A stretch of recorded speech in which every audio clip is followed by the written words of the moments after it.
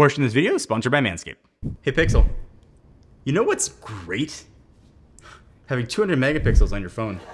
You're right, that is really nice. I love seeing my pictures in that high resolution blown out in crazy contrast. You know what also is really good? Making your own displays. All right, but in all fairness, you guys will sell your screens to anybody with a buck. You know what's really good? We can both relate to this. Processor made by Qualcomm. Ooh. At least the processors we make are actually getting good Exynos. Got him! Hold on a second. Let me just sign this burn notice with my S Pen. All right, sure, but my finger works just fine. Hey, you guys heard of RCS? Rix? Evidently Apple invented this new thing. It's coming to iPhones sometime next year, and I guess it's gonna let us finally chat? Boring!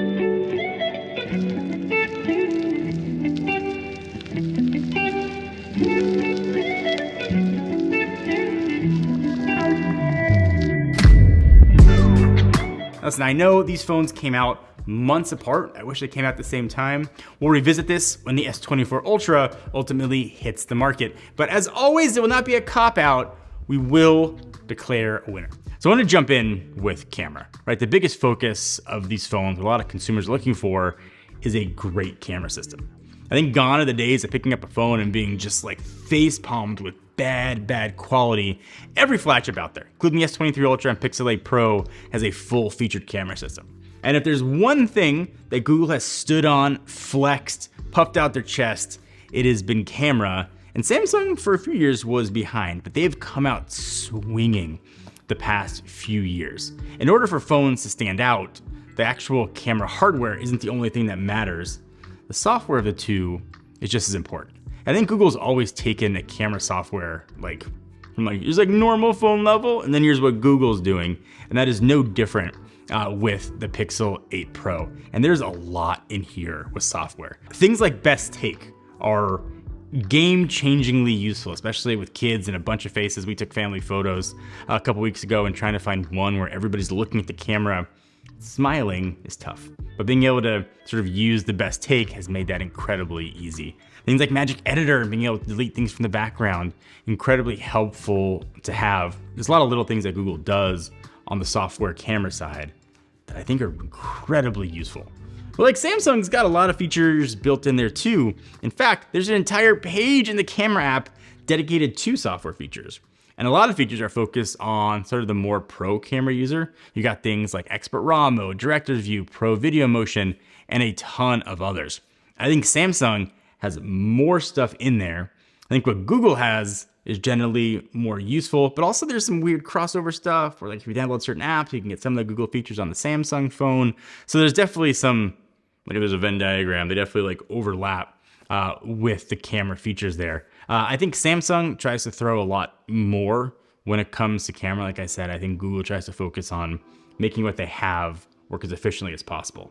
And I'm sure where Google focuses on software as the main selling point, Samsung throws incredible hardware into the Ultra to bring sort of that heat up. Inside the S23 Ultra is rocking a 200 megapixel main sensor. It also has a 12 megapixel ultra wide and two 10 megapixel telephoto for 3x and 10x optical photos, which is pretty awesome.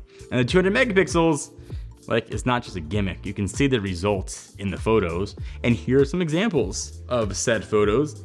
You can get a lot of detail in those photos. And if that's your jam, then the Sammy is 100% the way to go. Pixel, it's not lacking though on the hardware side, finally. It is not deficient. It's not relying on the software to bring it up. So with the Pixel 8 Pro, you get this many cameras. The main sensor is a measly, sarcastically, 50 megapixels, which isn't a 200, but it's nice high resolution. The ultra wide and 5x telephoto are also 48 megapixels. So that's probably the resolution you would expect from the main camera on phones. I think it's one of the best camera features here with the Pixel 8 Pro is you get it on all of the cameras. So Samsung's gonna do what Samsung's gonna do. No surprises here. It's gonna lift the shadows, it's gonna boost the contrast, and you get things that are generally brighter. And I mentioned when I talk about 200 megapixels too, you can zoom in a lot. Some of the settings there, it could be pixel bin down to 10 megapixels, so it kind of depends what settings you're using, but you can see the photo quality here. They look beautiful. Google, on the other hand, is a more sort of true to life sort of sense of the photos. They look the way they actually look to your eye. And that's usually where the story ends with the photos, but something weird happened with the Pixel 8 Pro when we were out shooting photo samples, actually like for this video. So right by our studio, there's a wall of a bunch of colors. You've probably seen it in a video. So we were just sort of checking color representation on the phones to get the Pixel 8 Pro. As I got close to this kind of teal-ish color, we brought the Pixel 8 Pro close to it and it turned gray. And it didn't stop turning gray. I took a picture, the picture looked gray. Then as I pulled it back, it went back to its sort of bluish color. I went into settings and sort of turned off the macro stuff in case that was something that was happening, and it kept happening. Courtney, who's actually filming this video, has his own Pixel 8 Pro, so we brought his Pixel 8 Pro out to make sure it wasn't just something happening to my phone. As you can see, happened to both phones. It wasn't just that sort of tealish color. On a more traditional blue, it would color shift to purple. We just saw a bunch of very strange things happening with the Pixel 8 Pro that did not happen with the S23 Ultra. I don't know if this is a known issue with the 8 Pro, or maybe we just happen to have two that were doing weird stuff. But that definitely was something I had never experienced before, because probably I never tested sort of that level of granularity with it. But if you've had those issues, let me know down below. So we're gonna come back to the versus video, but I put a lot of thought into how I was gonna make this transition to talk about this video's sponsor, Manscaped. So here's what I came up with. Picking the right phone is a debate. What should not be up to debate is good personal hygiene and helping you look your best all over. So if you look at this beautifully shaped beard, you might ask yourself, John, how do you get said beautifully shaped beard? I've actually been using a beard trimmer by Manscaped for, I think, about 6 months. It's, I think, the best beard trimmer out there, helping get my good lines. But Manscaped is not just about grooming your face, they're all for entire body care. And for the holidays, they're offering a killer deal on their best products. They put it all together to what they are calling the Performance Package 5.0 Ultra. You're going to get the Lawnmower 5.0 Ultra, which does exactly what you think it does. You're gonna get the Weed Whacker 2.0, which does not do what you think it does. It's actually for trimming nose and ear hair, a bunch of balms and lotions, even some boxers to keep all your parts and bits well protected. You know Manscaped, you've probably seen other ads from them. They are the leader in kind of men's care for a reason. So Manscaped has you covered for the holidays, whether you want to order their Performance 5.0 Ultra Pack or any of the other stuff that Manscaped offers. Like I said, beard trimmer's pretty solid. Use code Rettinger, you get 20% at checkout and free shipping. All the information you need be in the description down below. So on the video side of things, I kind of mentioned earlier, I think Samsung is focusing really heavily on the Pro market with a ton of built-in features, including Pro video settings. So there's a director mode, Pro video mode, and also I think can shoot in 8K. Pixel has not always been known, I think it's a fair thing to say, for great video quality. But this year, I think the Pixel 8 Pro has reached a point of great video.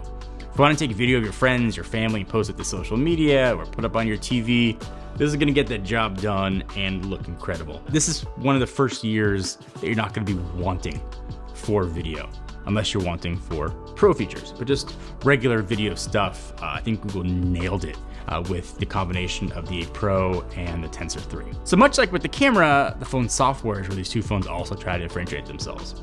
So they're both technically running Android, although you'd have a hard time telling that it's the same version of Android because these phones take very different approaches to it.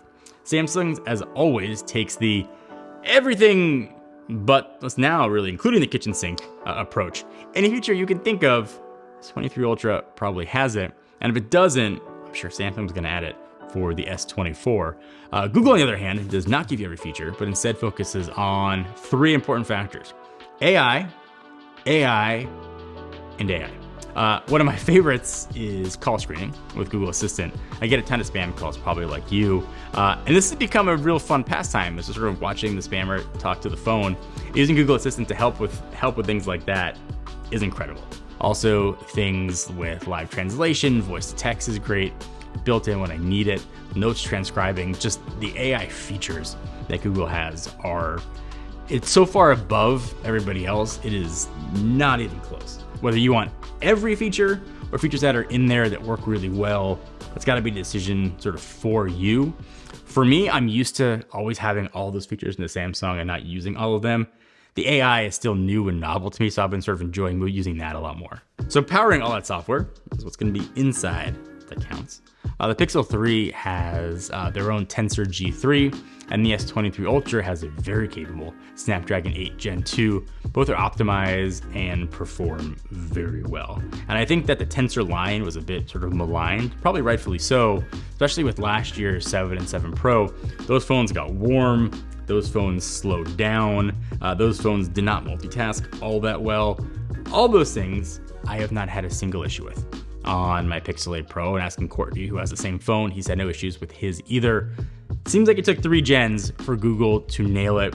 The Pixel 8 Pro is incredibly fast. I'm not concerned about battery life. I can get through a full day with over 20%. It's nice to say when it comes to a Pixel. Qualcomm makes some of the best processors in the world for a reason, and their Snapdragon 8 Gen 2 is a beast. So to say that it's powerful is an understatement. This phone will probably be powerful in like 4 years. Great processor, and it's for the king of the hill for a reason.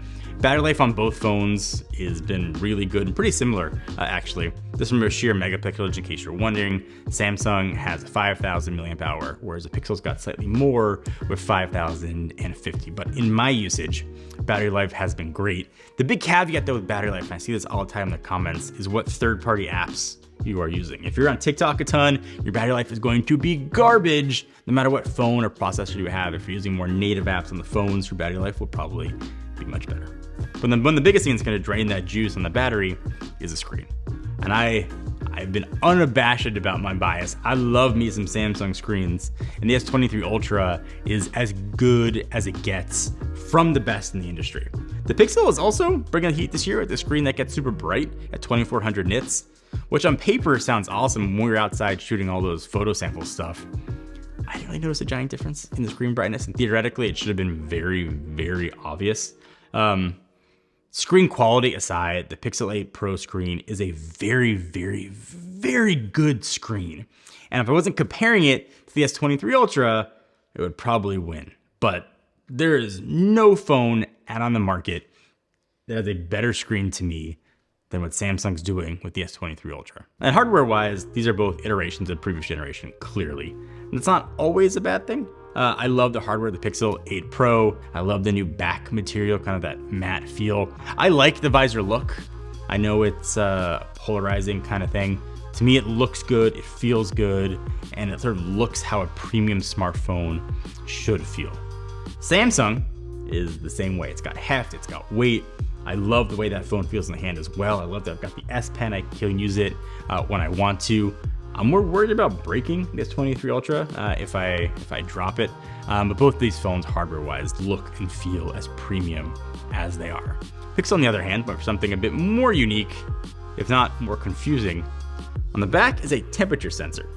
And in theory, in one day when they get FDA approval, be able to use it like a thermometer and see if you are sick. In actual practice right now, you can put it on your cup of coffee and select ceramic and see what the temperature of your mug is. I don't know why this feature's here. I'm sure there's a reason. Maybe it was something that they had planned a few years ago when temperature checking was something more regular. I used it to check on it that it was there.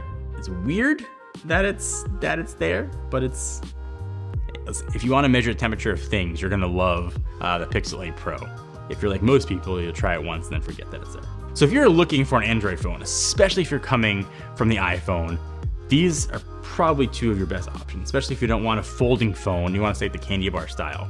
The Pixel feels like an Android version of an iPhone, so it would be a great transition device. But if you want to move away from the iPhone, Samsung gives you all the features you couldn't have before, so that might be the better choice. But in terms of which phone is better, which phone, if these are both on a table, I will pick up, despite having weird color issues, despite not having all the features of the S23 Ultra, there's something about the AI, there's something about using a Pixel device that is like, it's comforting.